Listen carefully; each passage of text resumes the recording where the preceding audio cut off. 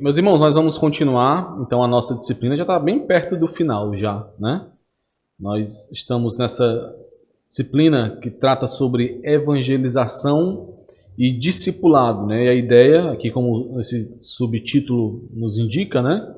Semeando e conduzindo a uma cultura que floresce. Então, a ideia é não tratar evangelização e discipulado como algo à parte, como sendo um ponto específico da vida da igreja, né? Algo que pode ser separado do restante, mas não, é algo que faz parte de uma cultura que vivemos, porque somos quem nós fomos chamados para ser, né? Cristãos, testemunhos de Cristo, aqueles que proclamam o Evangelho e que fazem discípulos, né? E somente fazendo discípulos é que nós seguimos ao Senhor Jesus. Então, a estrutura dessa disciplina os irmãos já conhecem, né? Nós dividimos em 3 partes, estamos na última, na terceira parte. Nós veremos hoje a convicção número 10, que trata sobre evangelistas intencionais numa cultura de evangelização. Depois disso nós fechamos com a nossa próxima aula e finalizaremos a disciplina com aquele tópico extra que o pastor falou sobre a adoção, né, como um discipulado e uma evangelização mais intensa, né, mais profunda. Vamos então à nossa convicção número 10, evangelistas intencionais numa cultura de evangelização. Eu quis iniciar essa aula, né, essa introdução sobre esse tópico, trazendo uma frase que meio que resume a ideia de entendermos que somos evangelistas intencionais em uma cultura de evangelização. Aqui nós vemos que em uma cultura de evangelização, em uma igreja saudável, onde a evangelização é tratada de acordo com a centralidade do evangelho, em uma cultura de evangelização, o objetivo é que todos os crentes, todos os membros, todos aqueles que foram feitos discípulos, compartilhem o evangelho, orem e aproveitem as oportunidades que surgem. Então, a ideia aqui, como até já tinha comentado um pouco, agora alguns minutos atrás, é que em uma igreja onde uma cultura de evangelização foi estabelecida, cada membro sabe que faz parte desse processo, dessa cultura e que tem um papel específico nessa cultura, né? É a ideia da sinfonia da obra de Deus, né? Onde todos, embora sendo instrumentos diferentes, embora utilizando aspectos diferentes da vida cristã, em ambientes diferentes locais de trabalho, escolas, diferentes famílias, mas todos sabem do seu papel de compartilhar o Evangelho, de orar e de aproveitar as oportunidades que surgem. Todos trabalham como instrumentos na grande sinfonia da grande obra de Deus. E é importante perceber isso, irmãos, porque é muito comum, nós temos a nossa cultura evangélica brasileira é de associar a evangelização a um ponto na agenda que a igreja precisa cumprir, né? E ainda mais que somente algumas pessoas da igreja que foram chamadas para esse ministério específico é que tem responsabilidade para cumprir esse ponto. Essa é a ideia geral que nós encontramos no evangelicalismo brasileiro. E em certa medida, em uma medida maior ou menor, na mentalidade da grande maioria dos crentes. Então, nós precisamos perceber, e é isso que vem sido o tempo nós temos batido nessa tecla, né, ao longo de todas as aulas, é que muito diferente de um ponto na agenda é uma cultura que é estabelecida. É o entendimento de quem nós somos e vivemos da forma que vivemos porque somos quem somos. E por isso o Evangelho ele flui naturalmente em nossos relacionamentos, e na forma como nós agimos, né? E aqui eu quero trazer uma história, a primeira história de hoje, né? Aqui tem 3 histórias nessa aula de hoje, eu vou tentar ser rápido, tá? A primeira é a história da Kelly, que ela ilustra exatamente como uma igreja saudável, uma igreja onde uma cultura de evangelização foi estabelecida, como uma igreja se comporta diante dessas oportunidades que surgem, né? Como a igreja compartilha o evangelho, como a igreja ora junto, né? E aproveita as oportunidades, tá? Essa é uma história real de uma jovem, a Kelly. A Kelly tinha 16 anos, a Kelly é brasileira, inclusive, tinha 16 anos, e quando tinha 16 anos ela foi fazer um intercâmbio nos Estados Unidos. E ela foi justamente recebida, né, o casal que a recebeu lá nesse intercâmbio foi um casal de uma igreja saudável, um casal de crentes. Olha a movimentação do plano de Deus iniciando na vida da Kelly, né, com 16 anos. Ela saiu do Brasil para os Estados Unidos para estudar, para fazer um intercâmbio de um período lá do seu ensino médio, e ela foi acolhida por Connie e John, casal de crentes. E esse casal, como crentes que eram, oravam pela Kelly, pregavam a palavra a ela, levaram a Kelly para a igreja deles, só que a Kelly nunca teve qualquer tipo de interesse assim pela fé cristã, né?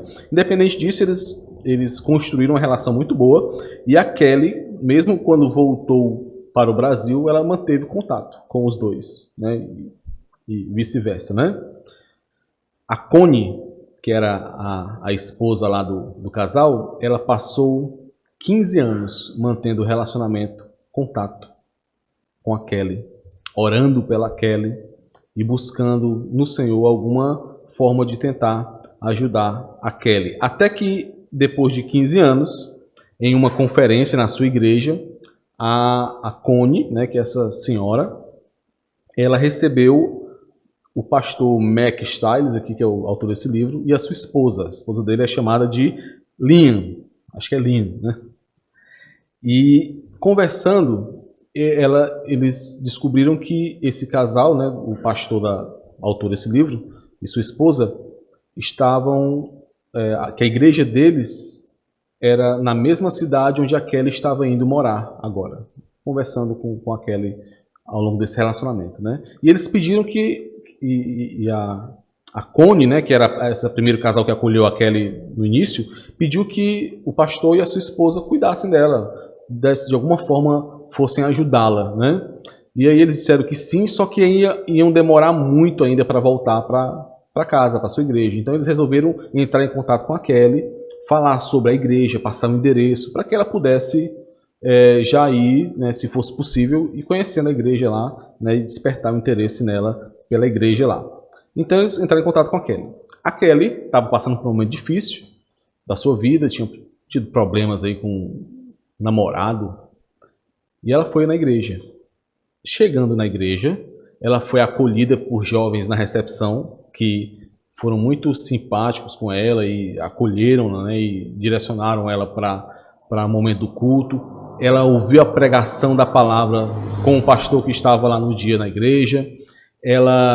Inclusive, teve o seu coração aquecido por essa pregação. Logo depois da pregação, ela recebeu olha que interessante essas estratégias, né?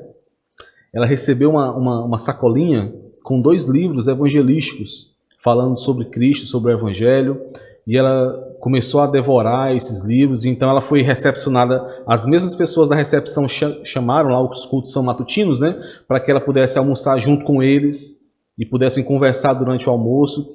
Enfim, toda a igreja, em diferentes aspectos, diferentes pessoas começaram a apresentar o Evangelho a Kelly de maneiras distintas. Então, isso, diga-se de passagem, sem saber que a Kelly tinha sido enviada pelo pastor da igreja. Eles não sabiam, eles não foram avisados. Foi um movimento orquestrado, mas natural para aquela igreja que vivia uma cultura de evangelização e discipulado.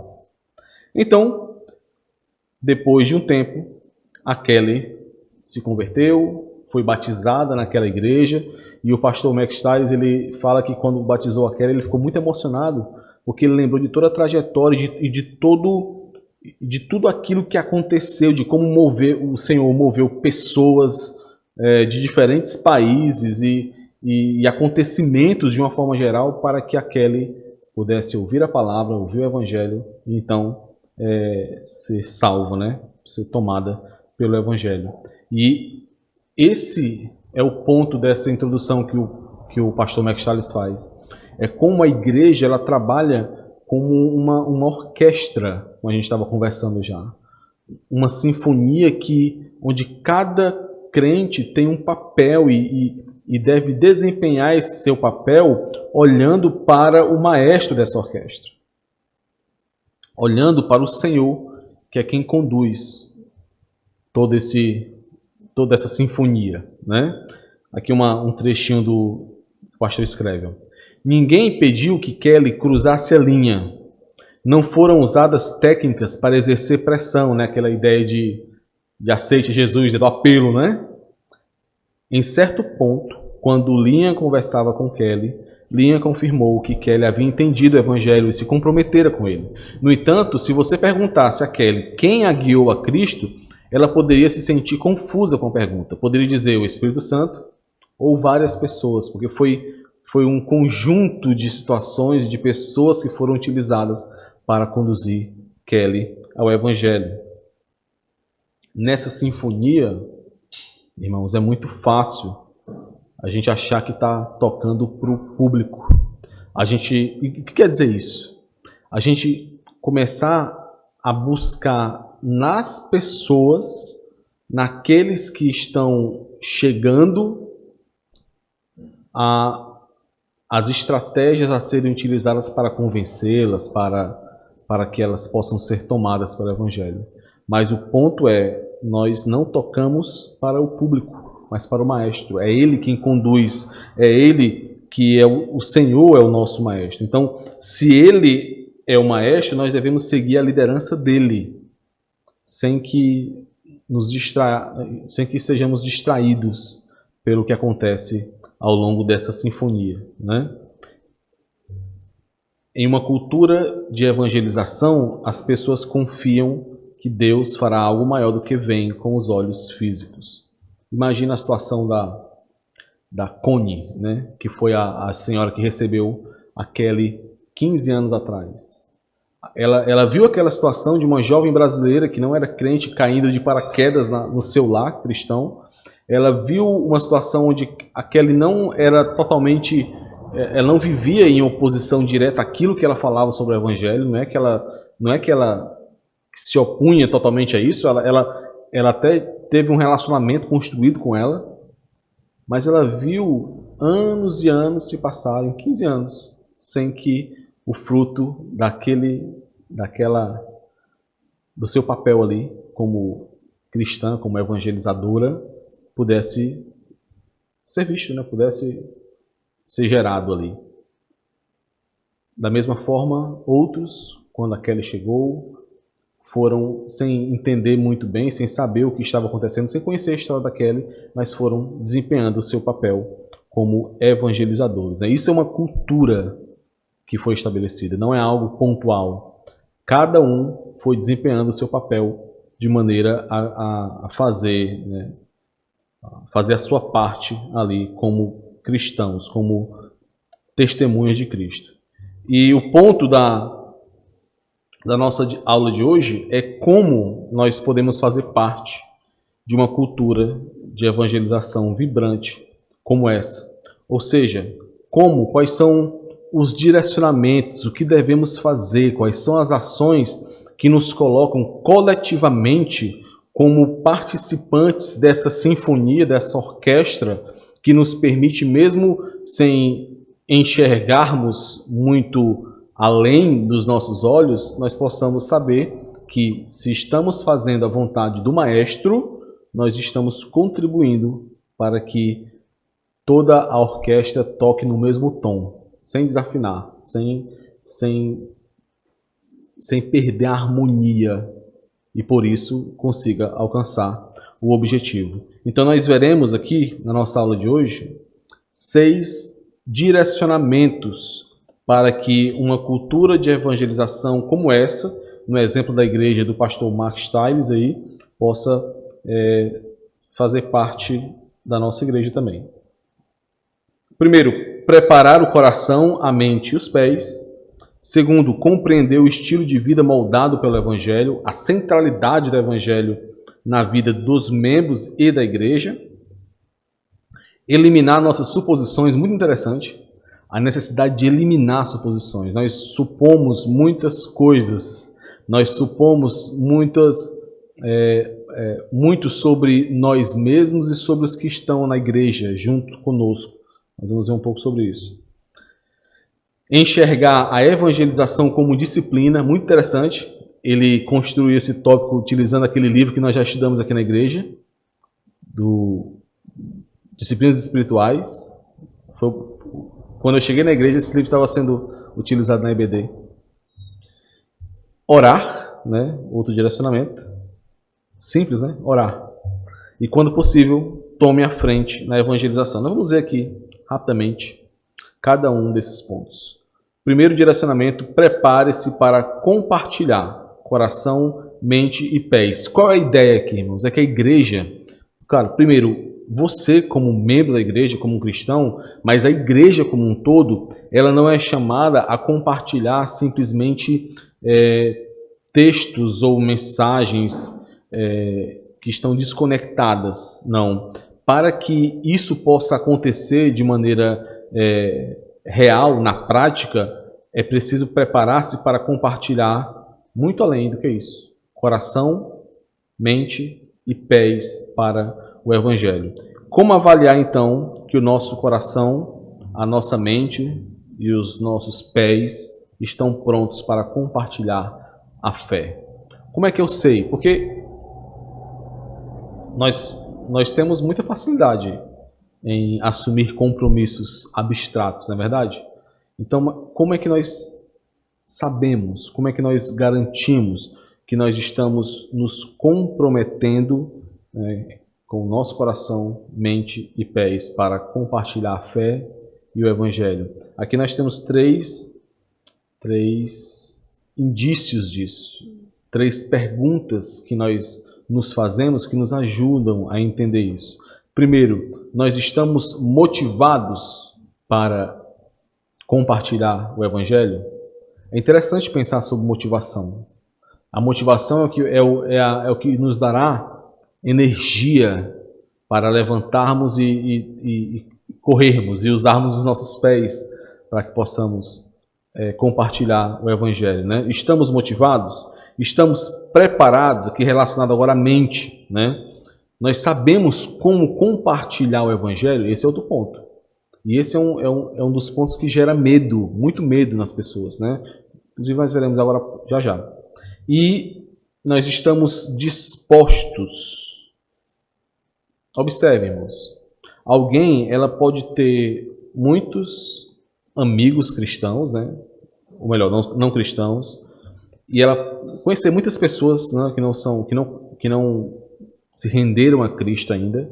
Elas podem, inclusive, estar motivadas a fazer isso, né? Ou seja, estão motivados, elas estão dispostos, mas elas não se sentem preparadas para compartilhar o Evangelho. Ou então essa pessoa pode dominar, né, as argumentações, conhecer tudo sobre os 4 pilares do Evangelho ali para compartilhar, né, como nós vimos hoje, mas ainda assim não está disposto a direcionar-se aos não cristãos, àqueles que não conhecem. Ou então pode até conhecer o Evangelho, conhecer muitos não cristãos, entender e saber como compartilhar, mas não ter motivação para isso. Não ter o seu coração aquecido para fazer isso. Esse é o ponto. O pastor Mark Stiles, né, ele diz que existem, ao longo dos anos em que ele estudou sobre esse tema, existem 2 grupos de pessoas que evitam compartilhar o Evangelho.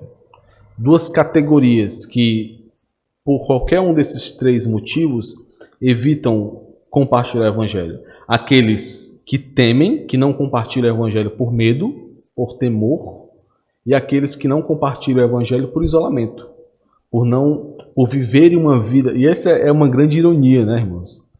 Por viverem uma vida tão focada naquilo que o evangelho ensina, né, como a vida na igreja, a vida religiosa, a tal ponto de não conseguir estabelecer relacionamentos que permitam que ela compartilhe o evangelho. Porque você compartilha o evangelho com não crentes, principalmente, né? Temor e isolamento. As pessoas que temem, elas temem não saber o que dizer, ser rejeitadas, parecerem bobas, ou fazer as pessoas se sentirem incomodadas, incomodar as pessoas. Os irmãos já passaram por esse tipo de temor? Temer falar bobagem, temer a pessoa, receber ali, como é que chama? Quando alguém ri de você, né? Se virar chacota, né? Temer que as pessoas se sintam incomodadas, né? Até o irmão Jean hoje, quando estava falando sobre o caso dele lá, né? Ele falando que ficou com receio de de ir muito rápido e a pessoa acabar saltando, né? Pulando fora, o que é um cuidado realmente que nós devemos ter. Mas muitos dos freios que nós temos em relação ao compartilhar o evangelho vem desse medo em relação a essas coisas, né?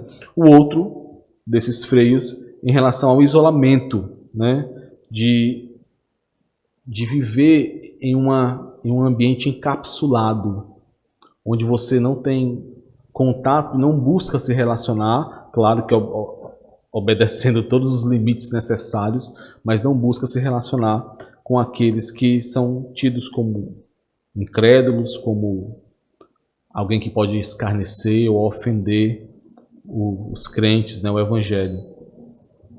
A maior ironia de todas é quando nós estamos tão ocupados com a vida cristã que não temos tempo para evangelizar, para compartilhar o evangelho. Essa é a maior ironia de todas. O autor diz assim: perguntar se estamos motivados, preparados e dispostos ajuda a diagnosticar o nosso testemunho pessoal. Observe que até agora nós falamos sobre testemunho pessoal, né? Mas esses critérios também são úteis para diagnosticar a nossa cultura de evangelização. E uma vez feito o diagnóstico, podemos procurar a cura. Ou seja, como tais reflexões sobre motivação, entendimento, preparação, né, e disposição sobre compartilhar coração, mente e pés, como essa reflexão se aplica à vida da igreja, à comunidade da fé, de forma que não somente analisemos se eu estou motivado, preparado, disposto, mas se a cultura da nossa igreja, a cultura que está sendo fomentada no nosso meio, gera crentes motivados, preparados e dispostos. Esse é o ponto principal desse primeiro tópico, né? Corações motivados na igreja, por exemplo. Assim como nós sondamos o nosso coração para saber se estamos motivados, né, se temos motivação pessoal, nós precisamos sondar se a igreja, se o ambiente que nós estamos vivendo na igreja, ela gera essa motivação coletiva. Porque, irmãos, em uma cultura, uma pessoa só não vai resolver nada.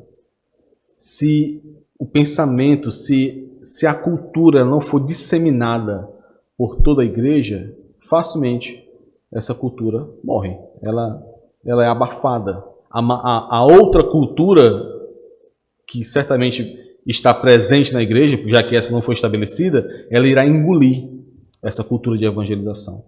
Então é preciso fazer essa análise coletiva acerca da cultura, da motivação, da preparação e da disposição da igreja. E aqui nós temos algumas perguntas. Ó. Nossa igreja cultiva compaixão por aqueles que não conhecem Jesus? Como? Interessante, né, irmãos, essa pergunta? Observe, é para a igreja. É para o coletivo de crentes aqui. A nossa igreja cultiva compaixão por aqueles que não conhecem a Jesus? Como? Quais são as ações que mostram essa motivação da igreja em cultivar compaixão por aqueles que não fazem parte do nosso meio, que não estão conosco aqui no dia a dia da igreja? Os membros da nossa igreja precisam ser encorajados quando o coração dos não cristãos parece estar tão endurecido? Por exemplo, uma situação como a que nós lemos da Kelly, que ouviu o evangelho, que foi para os Estados Unidos, ficou na casa, foi hospedada por um grupo de crentes, que ouviu o evangelho, que foi à igreja, mas que não chegou a compreender de forma a ser tomada pelo evangelho.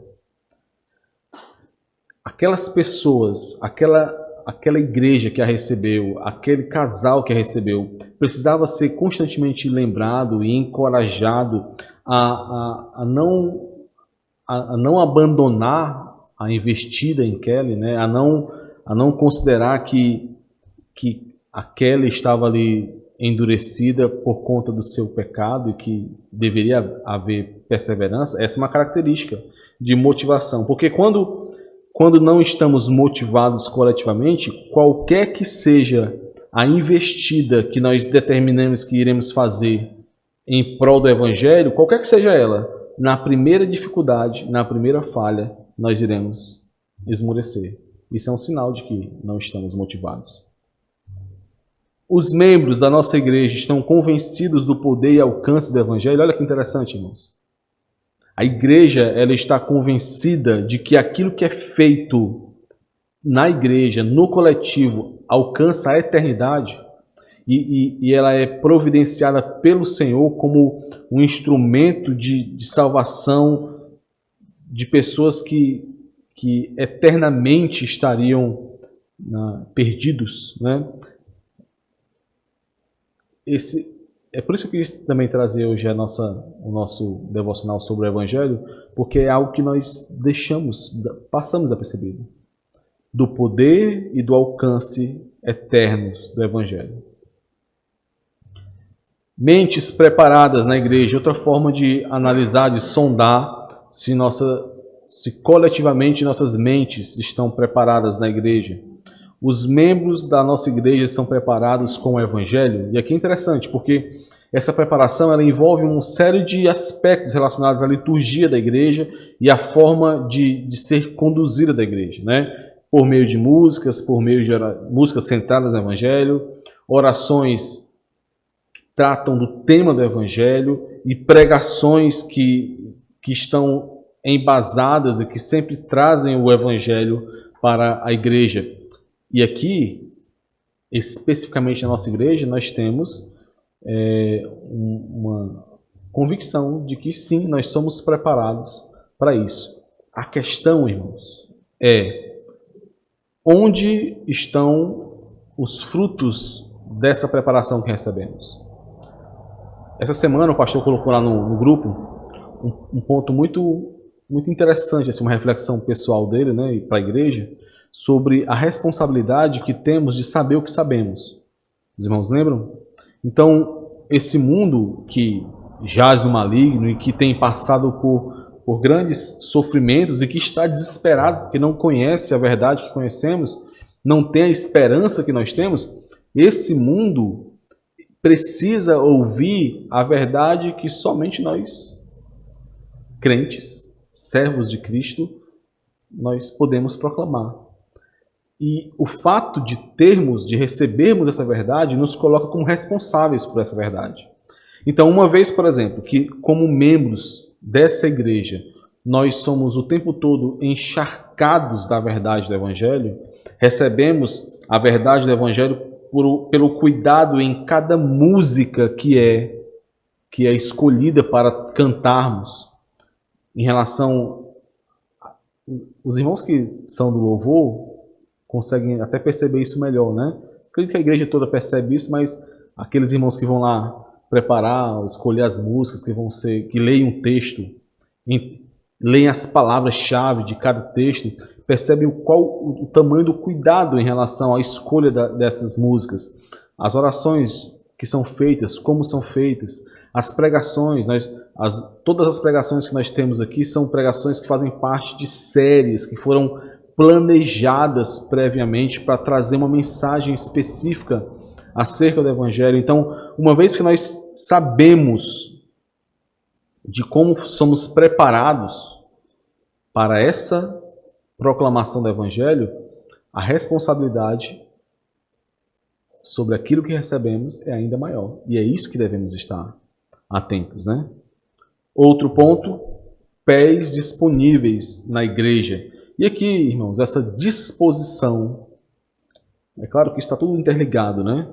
A motivação do coração, a preparação da mente que entende o Evangelho e a disposição por viver e proclamar esse Evangelho, tudo isso está interligado. E essa disposição está diretamente relacionada com um tema que nós temos visto muito nos últimos meses, né? Que é o consumismo cristão. Então, como recebermos aquilo que recebemos e nos contentarmos em ficar para nós mesmos ou não sermos impulsionados, motivados a agir, a colocar os nossos pés em ação, mover os nossos pés para sermos instrumentos do Senhor, né? Como movemos os pés para a ação? Como essa igreja, cada membro e essa igreja coletivamente tem movido, tem se disposto, tem se colocado à disposição do Evangelho para a proclamação, né, da palavra de Deus. Outro ponto interessante, aqui nós acabamos em certo aspecto nós temos melhorado isso, né? Mas um outro ponto interessante sobre os pés disponíveis na igreja, e quanto maior for a igreja, mais isso fica destacado, é como nós recebemos os que se achegam, né? Como o exemplo da Kelly. Cada irmão sabia da sua responsabilidade, do seu papel como membro daquela igreja que estava recebendo a Kelly e desempenhou isso de maneira a expressar o máximo possível esse seu papel como instrumento de evangelização naquela igreja. Então, por exemplo, aqueles que receberam, achei interessante, aqueles que receberam a Kelly foram os mesmos que não a receberam somente na entrada. Quando terminou o culto, o momento do culto, eles quiseram estar com ela. Chamaram a Kelly para almoçar juntos, né? Comer. Todo mundo come, né? Então, comer juntos. Então, nós precisamos entender que essa disposição é algo que deve ser vista coletivamente na igreja. Cada um sabendo do seu papel, né?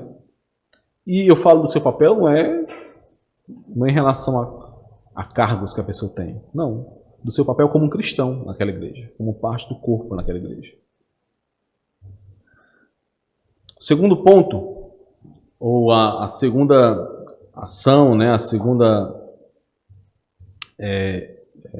segunda dica que é dada aqui para estabelecer essa cultura também na nossa igreja, é uma cosmovisão centrada no Evangelho. Eu até comentei um pouco sobre isso no nosso encontro de família, né?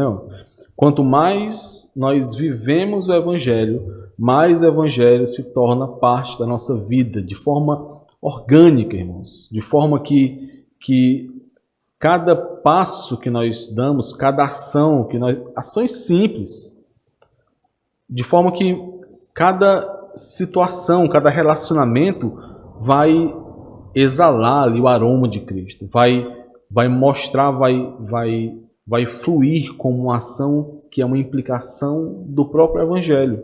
Mas isso só acontece, como por exemplo, em relação à criação de filhos, como nós vimos ontem, só acontece se o Evangelho for o centro da nossa vida, se a nossa cosmovisão, se o entendimento que nós temos acerca deste mundo for totalmente conduzido pela verdade do Evangelho.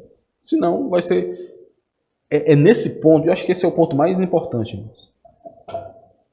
Porque é a partir desse ponto que a evangelização não vai mais ser um ponto na agenda, né? Não vai ser mais um esforço extra que você vai ter que fazer, no sentido de que agora, além das minhas obrigações e responsabilidades da minha família, no meu emprego, na igreja, eu tenho que estar pensando agora em evangelização, eu tenho que pensar um meio, até porque domingo que vem eu tenho que... o irmão tal já falou o que é que ele fez na semana. Eu não falei ainda, vai chegar uma hora que eu vou ter que falar alguma coisa, né? Então, é a partir dessa ideia da centralidade do evangelho tomando a vida do crente, é que todo o restante irá fluir naturalmente. Inclusive, e principalmente, a ideia de fazer discípulos, de evangelizar, de proclamar a verdade do evangelho. Até aí, meus irmãos, como é que está aí? Eu quero que vocês interajam aí, senão vocês vão acabar dormindo aí, viu?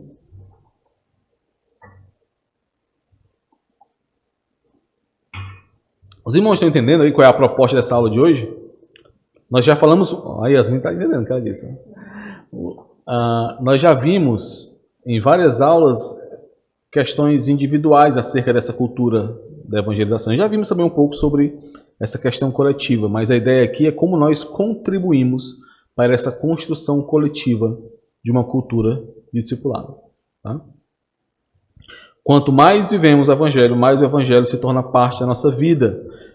E quanto mais o evangelho se torna parte da nossa vida, mais nós percebemos que muito além de uma mensagem, muito além que uma proclamação, o evangelho é uma forma de vida.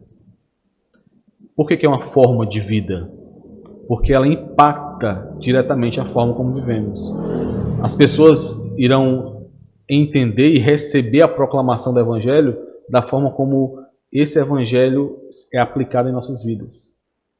Gálatas 2, versículo 14, os irmãos podem abrir aí,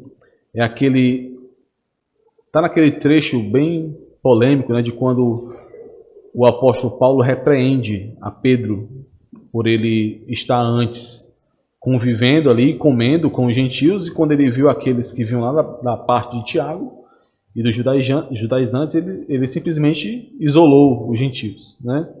E então, o que é que diz aí? Gálatas 2, 14. Quando, porém, vi que não procediam corretamente, segundo a verdade do Evangelho, disse a certo, da presença de Deus. Se sendo o judeu vives como gentio, não como judeu, por que obrigas os gentios a viverem como judeus? Olha que interessante. Paulo está repreendendo a Pedro aqui, porque Pedro, conhecendo a verdade do Evangelho, conhecendo a fonte da salvação que recebeu em Cristo Jesus, ainda assim estava ensinando implicações erradas sobre esse viver o Evangelho. Ele começou a viver de uma forma com os gentios, e quando apareceram os judaizantes, a forma de viver do Evangelho dele mudou, sendo que a verdade do Evangelho não mudou. Né? Então é interessante fazer essa ponte aqui, como a verdade do Evangelho implica em forma de viver, implica em como as implicações, né? Implica como as implicações, né? Ela é evidenciada em como as implicações do Evangelho nos atingem. E esse é o próximo ponto, né? Viver o Evangelho não é o mesmo que viver de acordo com padrões morais. Não é só isso. E como é que nós vivemos então o Evangelho? A partir das implicações do Evangelho. A verdade do Evangelho que nos é ensinada gera demandas para nós. Gera pontos, bifurcações, onde uma vez que conhecemos aquela verdade, teremos que tomar uma decisão e viver de acordo com essa decisão. Não dá.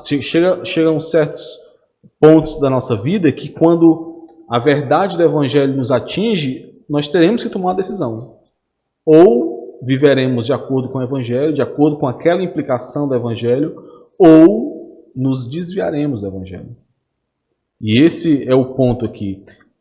Uma vez que entendemos isso, que o Evangelho é o centro da nossa vida e nós vivemos a partir de implicações do Evangelho, todo o restante, irmãos, em nossas vidas, será uma pregação do Evangelho. Tudo. É por isso que isso é uma cultura. É por isso que isso não vai demandar um esforço extra. Vai ser algo natural. Né? Vamos abrir esses textos, por favor, que são bem interessantes dessas implicações. Né? Colossenses 3:13, Filipenses 1:27 e Mateus 20, do 25. Está errado aqui, né? Mateus 20, do 20 ao 25, se não me engano.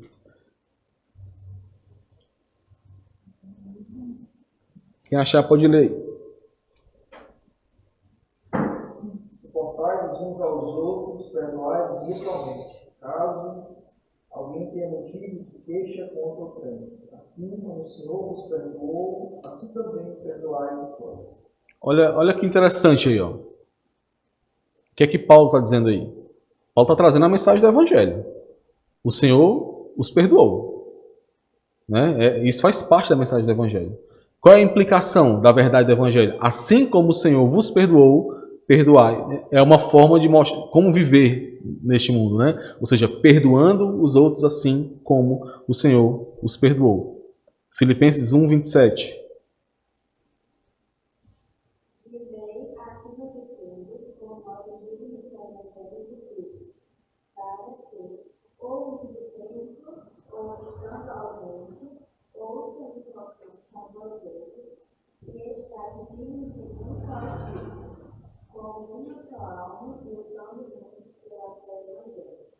Vivei de modo digno do Evangelho de Cristo. Logo depois ele vai falar sobre o Evangelho de Cristo. Né? Vai falar sobre humildade, sobre considerar os outros como superiores e as necessidades dos outros como superiores às suas.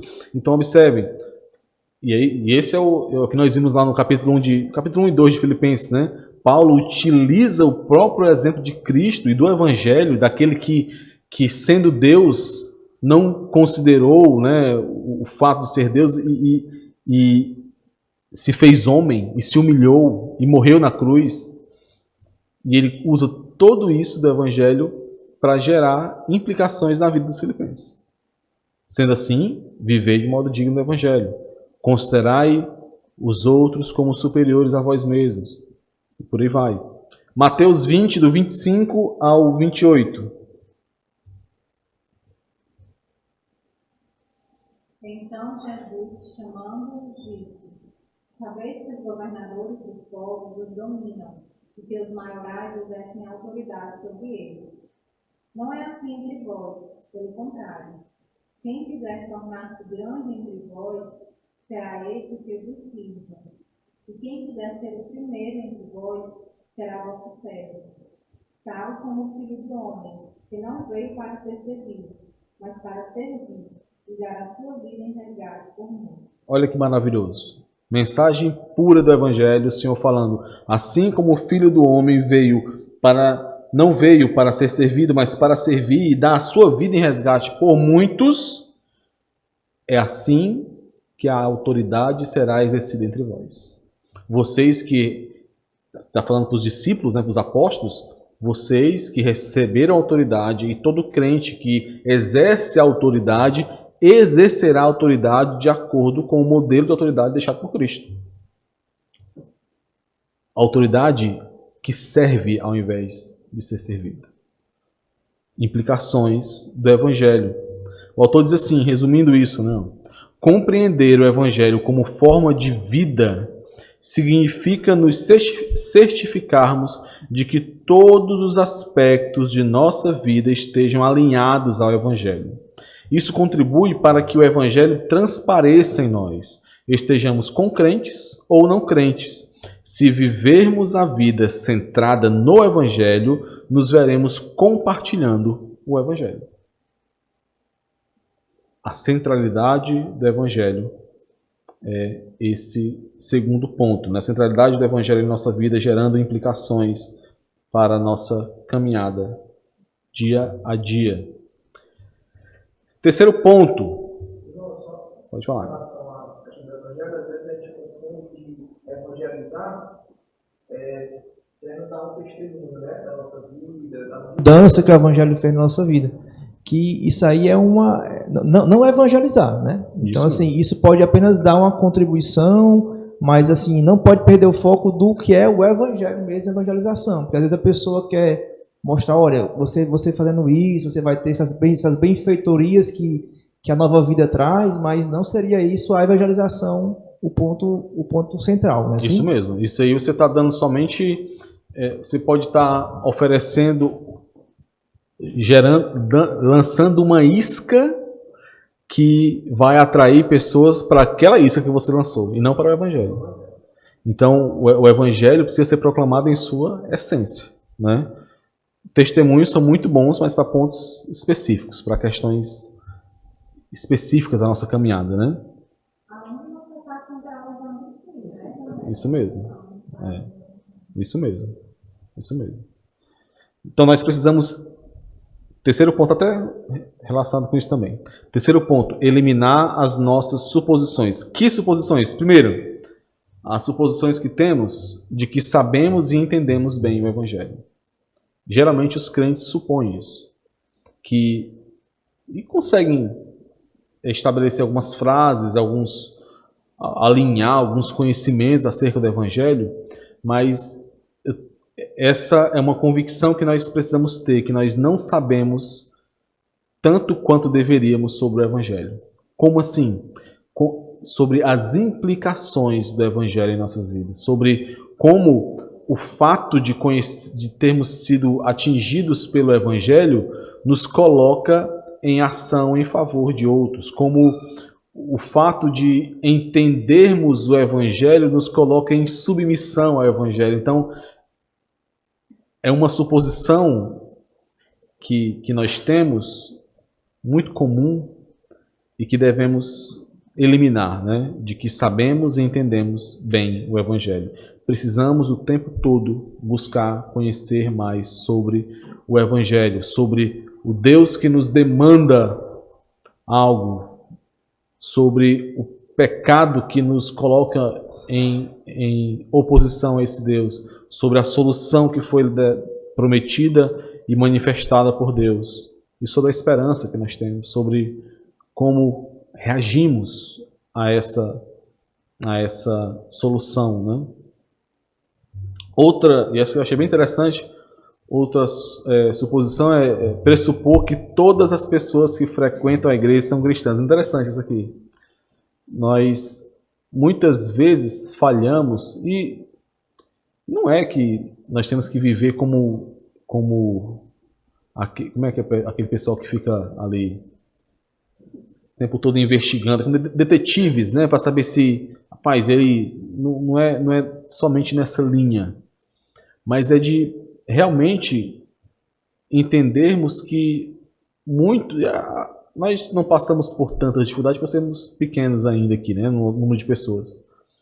Mas é muito comum, irmãos, as pessoas terem essas suposições de que todos que estão ali frequentando uma igreja são crentes, conheceram realmente o Evangelho.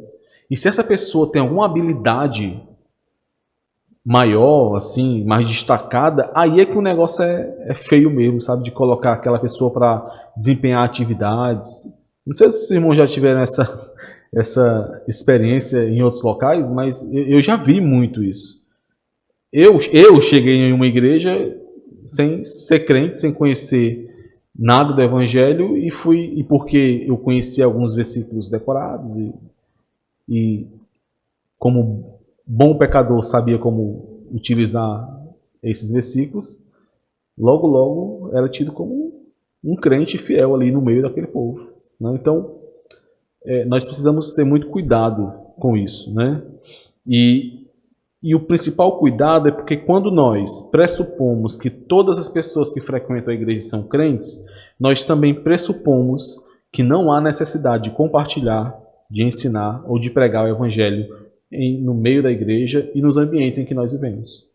Nós começamos a relaxar em relação a isso.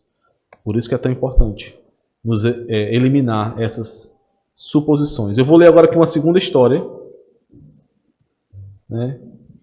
Que é a história do Andrei, que está centrado nessa pergunta aí, né? Você se entedia com o Evangelho? Né? Você fica entediado quando... vamos falar sobre o Evangelho. Negócio de Evangelho de novo. Eu já sei, criação, Queda, redenção, consumação. O que é que mais precisa saber sobre o Evangelho? Ah, eu já sei. Jesus morreu na cruz e ressuscitou para salvar as pessoas. Ah, o que é que precisa saber mais sobre isso? Você se entendia em relação à mensagem do Evangelho? Deixa eu ler aqui o texto, a história de Andrei. O Andrei se tornou, que é o pastor Max Stiles relatando, né? Andrei se tornou membro de nossa congregação quando estava no 2º ano da faculdade. Era tentador colocá-lo na liderança por sua vasta experiência no ministério. Ele havia sido líder do grupo de jovens e todos o amavam. Tocava violão muito bem, era cativante, tinha boa aparência, era um bom rapaz. Por ser filho de pastor, conhecia o linguajar cristão e os versículos bíblicos que serviam a seus objetivos. Na verdade, eles lhe serviram bem até darmos início a um estudo bíblico aprofundado. Estudamos o livro de Marcos. Andrei se sentiu entediado. Ele conhecia todas as histórias a respeito de Jesus e cada sessão lhe parecia repetitiva. No entanto, ele começou a ter uma sensação estranha, um desconforto. O Espírito Santo estava atuando enquanto lia Marcos 8, que conta como Jesus curou um cego com um segundo toque. Andrei ficou subitamente paralisado ao perceber que, apesar de ter gravitado à volta de Jesus durante muitos anos, ele era incapaz de enxergar Jesus. Da mesma forma que o cego no início via pessoas andando como árvores, versículo 24, capítulo 8, e precisou do segundo toque, também Andrei, que havia passado tantos anos na comunidade cristã, não era um seguidor verdadeiro de Cristo. Andrei se arrependeu do pecado do tipo mais vil e empedernido, o mais difícil de desarraigar, condenado com mais veemência por Jesus, o orgulho espiritual e a arrogância religiosa. A conversão de Andrei foi uma das mais miraculosas que já presenciei pelo fato de sua vida pregressa ter estado tão próximo na vida cristã verdadeira. No entanto, quando Andrei depositou sua fé de modo pleno em Jesus e confiou nele, a mudança foi evidente. Ele se tornou transparente em relação ao Evangelho. Passou a demonstrar alegria em situações em que antes se arrastava. Andrei tem clareza agora sobre o que lhe aconteceu. Imagine, no entanto, o que teria ocorrido se a comunidade tomasse por certo que ele fosse cristão. Andrei teria sido colocado na liderança. As pessoas à sua volta continuariam a presumir que ele era cristão. Interessante, né? A história de Andrei. Os irmãos lembram desse texto de Marcos? A gente viu o cego que foi curado em 2 etapas, né? Muito interessante também aquele ensino do Senhor ali, mostrando essa necessidade, né? Ou essa possibilidade também.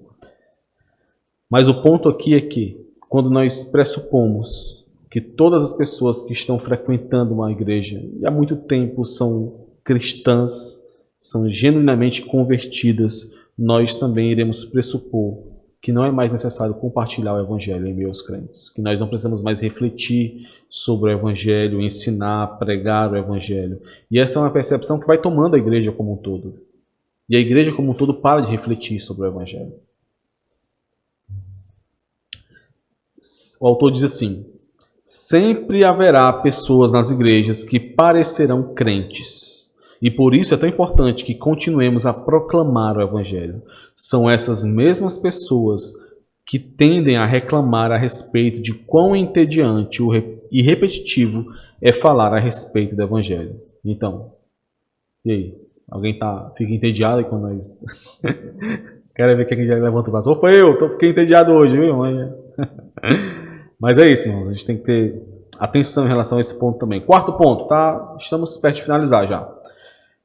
Evangelização como disciplina, muito interessante. Não sei se os irmãos lembram, mas as disciplinas espirituais, né? A leitura da palavra, a oração, os cultos domésticos, disciplinas espirituais de uma forma geral, são meios de graça que auxiliam no crescimento da fé, na fé, né, dos crentes. E o Senhor usa essas disciplinas para nos manter saudáveis, para nos manter alinhados, centrados em relação à verdade do Evangelho. E aqui o autor ele citou esse livro, né, do Donald Whitney.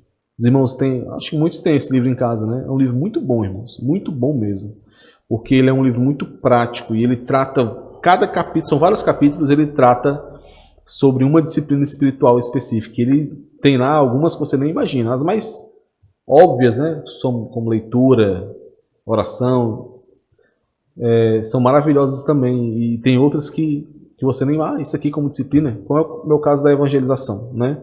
E eu tenho um carinho especial por esse livro, porque foi esse livro que eu estava lendo quando eu, aqui na igreja, pouco tempo depois que tinha chegado, que quando eu li esse livro, eu tive aquela experiência de conversão com o Senhor, né? Foi lendo um desses capítulos desse livro. Foi muito bom. Disciplinas espirituais, isso aqui é uma citação do livro do Donald Whitney. Disciplinas espirituais são hábitos de devoção e cristianismo experimental que têm sido praticados pelo povo de Deus desde os tempos bíblicos. E assim como outras disciplinas, a evangelização é ensinada nesse capítulo desse livro de disciplinas espirituais, e é colocada aqui como um ponto a ser observado. A evangelização é colocada como uma disciplina espiritual também. Ou seja, algo que exige planejamento, algo que exige uma agenda de compromisso, que exige constância e propósito, preparação.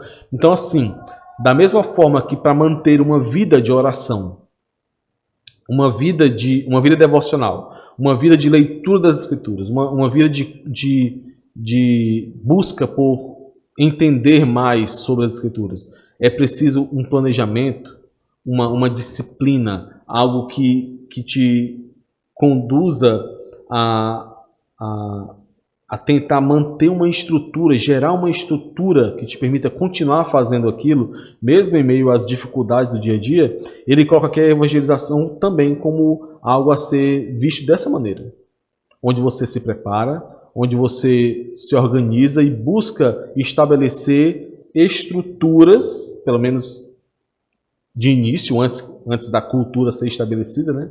Mas estruturas que facilitem manter uma rotina de evangelização. Interessante pensar a evangelização desse ponto também, né? Assim como você quer manter uma rotina, a gente fala em rotina, às vezes a gente não gosta dessa palavra, né? Mas da mesma forma como você quer manter uma rotina de oração, de leitura da palavra, de relacionamento com o Senhor, você deve enxergar a evangelização como sendo também uma disciplina que demanda essa rotina de pensamento, de pensar sobre como fazer, de orar para poder fazer, de se preparar para poder fazer. Isso aqui é uma citação do autor do nosso livro agora, né? Evangelização. Deus usa essa disciplina. Talvez não seja na primeira vez que surgiu uma oportunidade para testemunhar, mas à medida que nos disciplinamos, com o passar do tempo, virá o dia em que nos veremos numa conversa emocionante com um não cristão sobre o poder salvador de Jesus e do que ele é capaz de fazer com quem deseja conhecê-lo de verdade e receber o seu perdão. Qual é o grande risco que nós encontramos de enxergarmos a evangelização como uma disciplina? Qual não é o risco, mas o cuidado que nós temos que ter? Isso mesmo. É o cuidado com qualquer outra disciplina espiritual. O cuidado de não tratar isso de forma legalista, de não tratar isso de forma pontual, como se fosse um checklist onde se eu fiz, está tudo ok. Não. Acordei hoje, li 3 capítulos da Bíblia, orei, fiz minha parte. Né? Já estou livre, posso agora viver o resto do dia do jeito que eu quiser, porque eu já cumpri o que eu deveria cumprir, já acertei as minhas contas com Deus. Né? Então, tem que ter muito cuidado com o uso das disciplinas. Nós vimos muito isso, né? Quinto, o lugar da oração. Meus irmãos, isso aqui nós temos falado muito, né, sobre a oração. E a oração é o que vai sustentar toda a nossa vida cristã e toda e qualquer intenção de estabelecermos, de gerarmos uma cultura de evangelização e de vivermos a centralidade do Evangelho, como nós vimos aqui. E é a oração que nos protegerá do risco aí do legalismo e do checklist lá da evangelização como uma disciplina, de qualquer outra disciplina espiritual. Então, a oração é essencial também para que possamos estabelecer uma cultura de evangelização. Tem uma citação, pastor Charles Spurgeon, né? grande pregador, príncipe dos pregadores.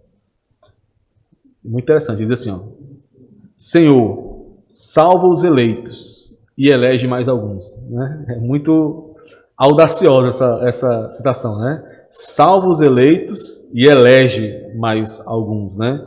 E é interessante como é assim que deve ser o nosso momento de oração.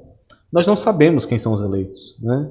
Então nós devemos orar incessantemente por aqueles que nós estamos compartilhando a palavra, buscando, pedindo ao Senhor que nos dê, que nos capacite, nos dê oportunidade para isso e também que nos abra as portas para outros, para que aqueles que nós nem encontramos ainda possam cruzar o nosso caminho, né?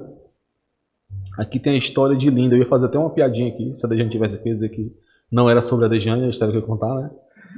Mas a Linda aqui é a irmã do pastor Mac Stiles, né?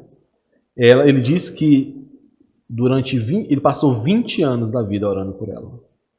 20 anos orando, claro que enquanto esperava oportunidades, enquanto falava do evangelho para ela, mas ele passou 20 anos continuamente orando pela salvação dessa irmã dele. Ele diz que chegou em momentos em que ele pensou realmente em desistir, em deixar de orar pela Linda lá, né? Mas ele disse que continuou, perseverou e ela foi salva. Ela ouviu a voz do Senhor por meio do Evangelho e hoje é um dos membros lá da igreja que ele pastoreia, né? Então é algo que sem o fundamento da oração, irmãos, nós não conseguimos.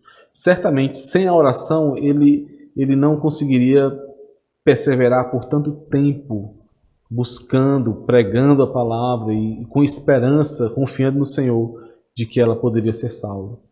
Certamente, um dos instrumentos que conduziram a conversão da sua irmã foi a sua oração, o seu clamor diante do Senhor, né? Tem uma frase do pastor Cleiton que eu nunca esqueci. Na época que o pastor Márcio Conato veio para inaugurar o seminário aqui em Limoeiro, a gente foi almoçar juntos, todo mundo, e ele falou que ele sempre percebeu assim, as percepções da caminhada cristã dele, né? E ele disse que ele percebia que sempre que alguém ou algumas pessoas da igreja se levantavam com um propósito específico para oração sobre algo, ele disse que sempre percebeu ali o mover do Senhor, colocando aquelas pessoas para orar para que aquilo ali pudesse acontecer, para que aquele pedido fosse dado, né, pelo Senhor, fosse alcançado ali por meio da oração, né? A oração é a nossa ponte direta de relacionamento com o Senhor. O autor diz assim: torne uma disciplina regular a oração pela conversão das pessoas que não conhecem Jesus. Interessante, irmãos.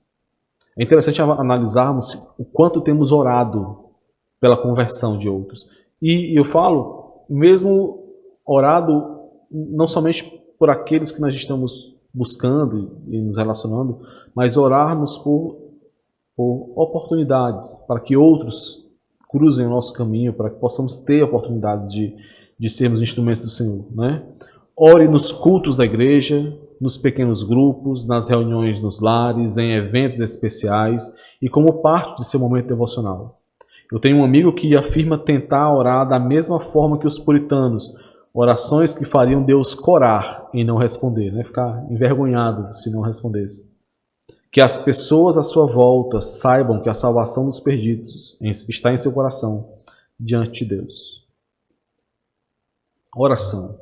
Por fim, o último ponto, liderança espiritual. E aqui é claro que o foco maior do autor foi na liderança da igreja, como conduzindo isso, né?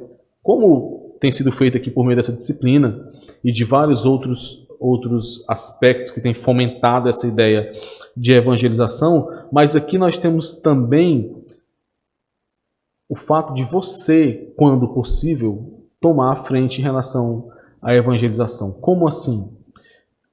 Liderança, irmãos, toda e qualquer liderança sempre assume um aspecto de modelo, né, de tomar a frente, de servir como modelo para alguém. Então, por exemplo, o momento que nós temos aqui para falarmos sobre as nossas experiências da semana, sobre a evangelização, é um momento onde você pode tomar a frente na evangelização, sendo modelo para outra pessoa, influenciando, contando sobre as dificuldades, auxiliando no compartilhar de como você tem assumido esse papel de liderança na evangelização como crente. Isso influencia a igreja. Isso, eu estou ruim de sinônimos hoje. O que eu queria dizer era o aspecto positivo do contaminar. Contaminar é um negócio feio, né? Assim, negativo, né? Mas isso contagia, né? Isso se propaga na igreja, isso é multiplicado na igreja, né? Então, nós temos que assumir esse papel de responsabilidade, responsáveis pela evangelização. Então, quando você, por exemplo, se priva ou priva os outros de ouvirem as suas experiências, por mais que seja, não, eu não quero falar porque eu não fiz foi nada essa semana. Pois é, mas o fato de você não refletir, não se colocar na igreja como parte do corpo que pede ajuda, até para poder ajudar a refletir, a orar por você, quando você não se coloca como responsável, como modelo, como influência para os irmãos, claro, positiva, né, no sentido de entender o seu papel, você está deixando de exercer esse papel de liderança dentro desses muros aí, né, que eu estou estabelecendo. Ok, meus irmãos? Alguma pergunta? Essa foi a nossa aula de hoje, né? Na nossa próxima aula nós finalizaremos esse livro que trata aqui de compartilhando a fé na prática. E assim nós iremos caminhar para o final da disciplina, um tópico extra de adoção que o pastor comentou. Alguma pergunta? Os irmãos querem fazer alguma consideração e alguém tem algo a falar? Vamos orar então? Amado Deus, nós te agradecemos, Senhor, e te louvamos por esse ensinamento que recebemos do Senhor. Te pedimos que o Senhor nos faça cada vez mais entender o nosso papel e nos dispormos, Senhor, a compartilhar nossos corações, mentes e pés, orarmos, batalharmos juntos, assumirmos nossas responsabilidades, para que essa igreja possa continuamente, Senhor, ver essa cultura de discipulado, de evangelização crescendo e se tornando cada vez mais evidente em nosso meio, para que possamos, como corpo de Cristo, sermos testemunhas do Senhor nessa cidade e assim possamos proclamar, tanto individualmente como coletivamente, a verdade do teu Santo Evangelho. Nos ajuda, Senhor, nos faz ansiar e arder os nossos corações pela salvação daqueles que não te conhecem, para que possamos proclamar a tua palavra. Sê conosco, meu Deus. Abençoa o culto de logo mais à noite, que o Senhor seja glorificado em nosso meio, que o teu evangelho seja pregado de maneira fiel, que aqueles que não te conhecem possam vir e ouvir a tua palavra. Em nome de Jesus, Senhor. Amém.